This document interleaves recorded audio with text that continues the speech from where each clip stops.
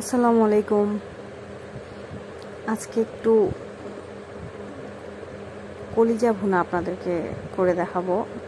Guarantee দিয়ে বলতে পারি, যদি এভাবে করে আপনারা কলিজা ভুনা করেন তাহলে 100% এটা মজার হবে ইনশাল্লাহ আর কি। তো আমি কলিজা ভুনাটা কিছুদিন আগে কিছুদিন না, মনে হয় পরশুদিন একটা ভিডিও আপলোড করেছিলাম। সেটা হচ্ছে কলিজাটা আমি কিভাবে ধুই। কলিজার তো ভিতরে একটু রক্ত বেশি থাকে মাংসের থেকে, তো কলিজার রক্তের যে গন্ধটা সেটা যেন না থাকে, যার জন্য আমি গরম পানি দিয়ে একটু না, ভালোই টকবক একদম গরম পানিতে আমি ধুয়ে নিয়েছিলাম বেশ কয়েকবার, 2-3 বার। তো কলিজাগুলো ধুয়ে আমি রেখে দিয়েছি। এখন আমি কড়াইয়ে পেঁয়াজ, মরিচের গুঁড়া, তারপরে হলুদের গুঁড়া, ধনিয়ার গুঁড়া, জিরার গুঁড়া, আর গরম মশলার গুঁড়া, সাথে কয়েকটা আস্তা গরম মশলাও আমি দিয়েছি।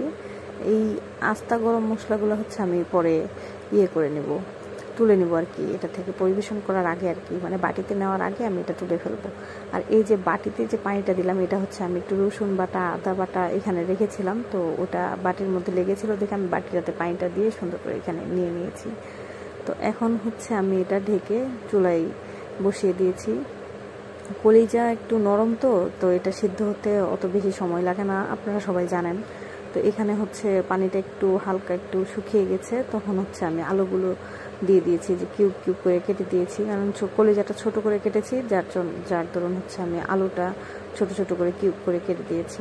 তো এখন পানিটা শুকিয়ে গেলে আলু সহ কলিজাটা সহ আমি কিছুক্ষণ কষিয়ে নেব।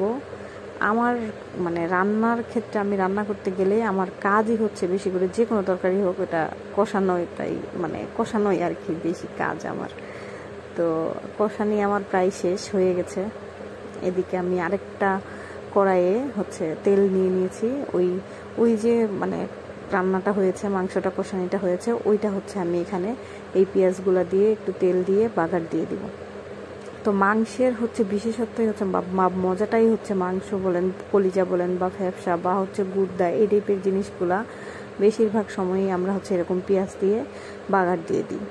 তো আমিও লাস্টে এটা পেঁয়াজ দিয়ে বাগার দিয়ে দিলাম। এই যে গরম মশলাগুলো দেখা যাচ্ছে, এগুলো আমি একটু পরে না, এখনই তুলে নিব। পানিটা হালকা শুকিয়ে গেলে, তরকারিটা হয়ে গেলেই আমি শুকিয়ে ওগুলো ফেলে দিব। আর এই যে কথা বলতে বলতে আমার রান্নাটা শেষ। আপনারা চাইলে এভাবে ট্রাই করতে পারেন, অনেক মজা হবে, আসলেই কিন্তু অনেক মজা হবে রান্নাটা। এই যে আমার রান্না প্রায় শেষ। এখন আমি এটা প্রায় না, একেবারেই শেষ, আমি এটা বাটিতে নিয়ে নিব। আল্লাহ হাফেজ।